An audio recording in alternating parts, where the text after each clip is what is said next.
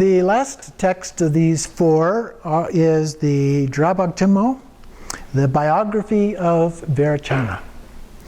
So most scholars, Western as well as Tibetan, according to our text, agree that Vairocana, the translator, was instrumental in introducing Dzogchen itself, or at least the ideas that gave rise to Dzogchen into Tibet. It is also known that Vairocana had strong Bampo connections. Talked about his life and his growing up. His parents were Bampo and so forth. Those authorities agree that Dzogchen was introduced into central Tibet in the 8th century, subsequent to the visit of Padmasambhava by Vairocana upon returning to his studies in India. In particular, the Semde and Longde series. However, the Dzogchen teachings of Padmasambhava and Vimalamitra represent the Upadeshas, or Managde.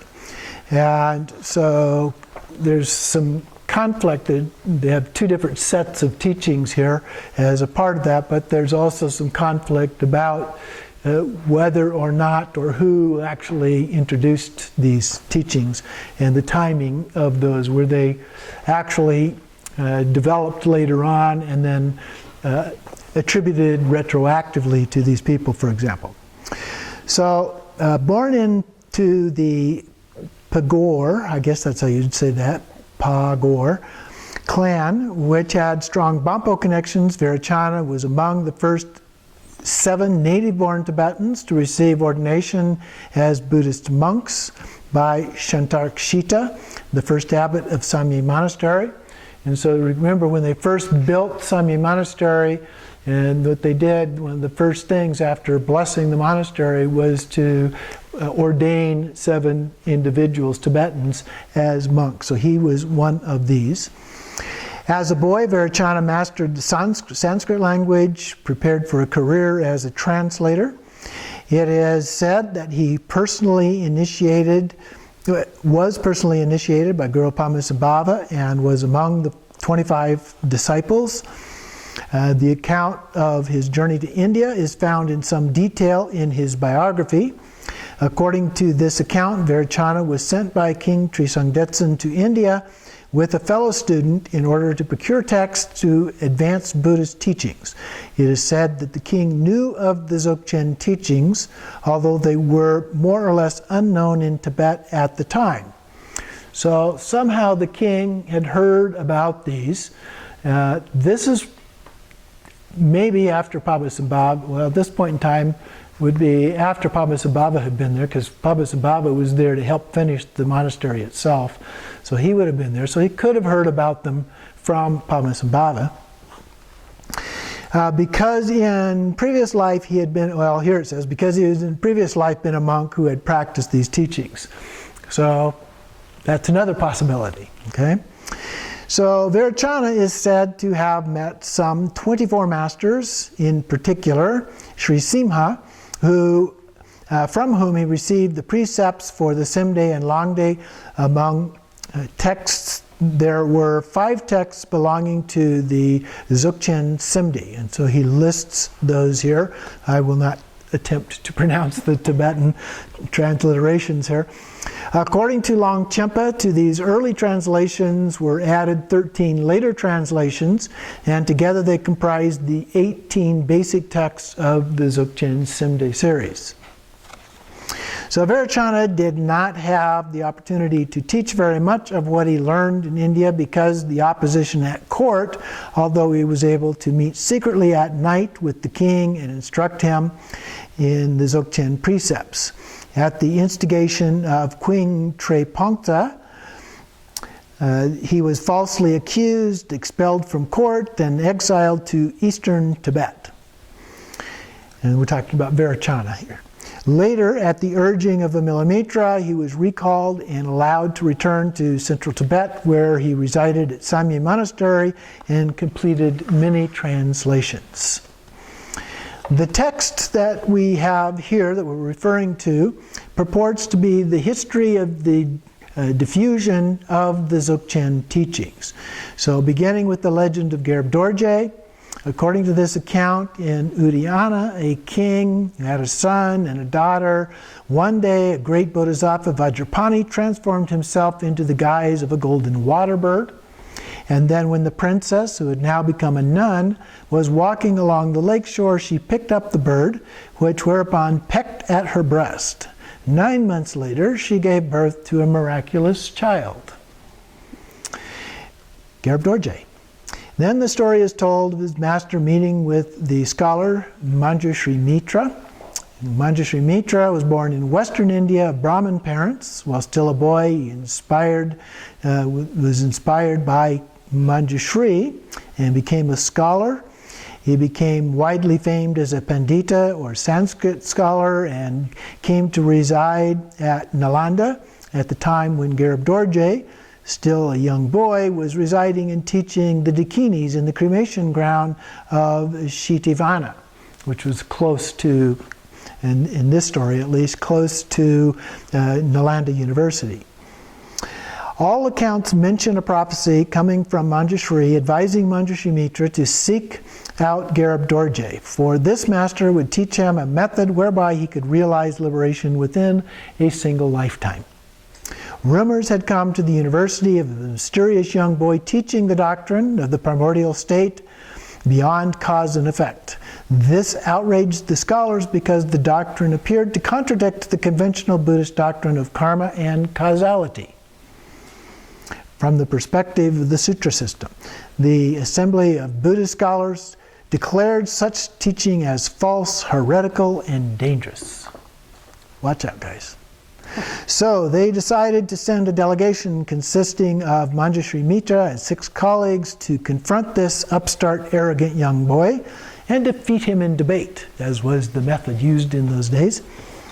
And so then, upon encountering, Manjushri Mitra was ashamed of his intention to debate the master and threatened to cut out his own tongue.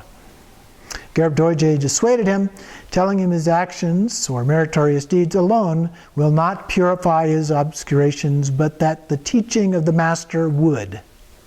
Manjushri Mitra was very intelligent, and so with only an exchange of a few words, the whole conceptual structure he had erected by means of his learning and scholarship crumbled, and he understood immediately. Then, in order to perfect his understanding, Garab Dorje gave him the empowerment for complete realization and bestowed upon him all the tantras and upadeshas. The master then gave him the name Manjushri Mitra, the friend of Manjushri.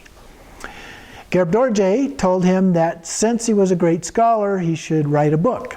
And thereafter he composed the Drola Shirshung, the gold refined from ore. At this time, Manjushri Mitra was new to Dzogchen, having previously been a scholar belonging to the Yogacaran school, which adhered to the Chittamatra or mind-only doctrine, which is at least partially true. There's some differences there because Yogacara school was also a Madhyamaka school, so it believed some things that the Chittamatra school did not believe. But we'll leave that aside for now. Thus, while Manjushri speaks about the primordial state beyond cause and effect called the bodhicitta, he largely does so from the Yogacaran standpoint and without the familiar Dzogchen terminology. But we also know that the Yogacara is the basic primordial wisdom point of view associated with Dzogchen. So that connection did continue. It is also said that Manjushri Mitra divided the 64 myriad verses of Dzogchen into 3 series of teachings. This is the Mind series, Space series, and the Secret Instruction series that we've been looking at. So the Mind series is concerned with the realization of the calm state of mind. The Space series is concerned with the realization of the state free of activities. And the Secret Instruction series is concerned with the principal essential point of continuing the contemplation. So then the Upadesha series is also divided into an oral transmission and a transmission of the explanations. It is said that when Sri Simha went to the Bodh Gaya, he discovered the texts of the Upadesha series and divided them into 4 parts: the outer, inner, secret, and unsurpassably secret cycles. The lineage of transmission from Garib Dorje to Vimalamitra then is listed here on page 259, which I won't go through in detail. And then we have a note here about the presence of a number of women masters in this lineage. There's a prostitute, which would be, at this time historically, be more likely a wealthy courtesan, literate, educated, and so forth. There's a bhikshuni, a fully ordained nun. There are 3 figures in the lineage that may not be human: Nagaraja, or Naga King. And the Nagas are kind of serpent-like figures with human heads or bodies. The Devaraja, or is a Deva King, and the Yakshini, or female earth spirit. On the other hand, he points out that names like that were not all that uncommon either. Even though they represent those kinds of figures, people actually identified those names or nicknames. So it could be that those were other people who were actually had those names. And it was also not unusual in ancient India to identify aboriginal tribes of people as Nagas, Yakshas, and Rakshasas,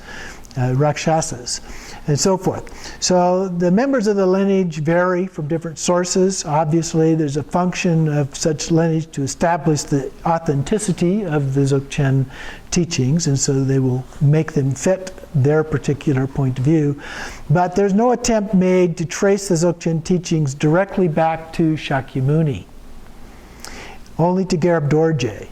So this, according to John Reynolds, would testify to his being the real source of the Dzogchen teachings. Well, at least it gives us potential credibility in that sense. Karme, though, our critic here, regards the Drabachimmo as a hagiography of Virachana and not a history of Dzogchen, that it was simply written to support a certain theological perspective. Karme also concludes that Virachana had a definitive historical existence and that he flourished in the second half of the 8th century. So they agree on some points, but not on others. Karme tends to think that a lot of these things were written down somewhat later in time, and they may well have been. My point of view is it doesn't really matter. They're interesting stories, and they also help us in doing our practice.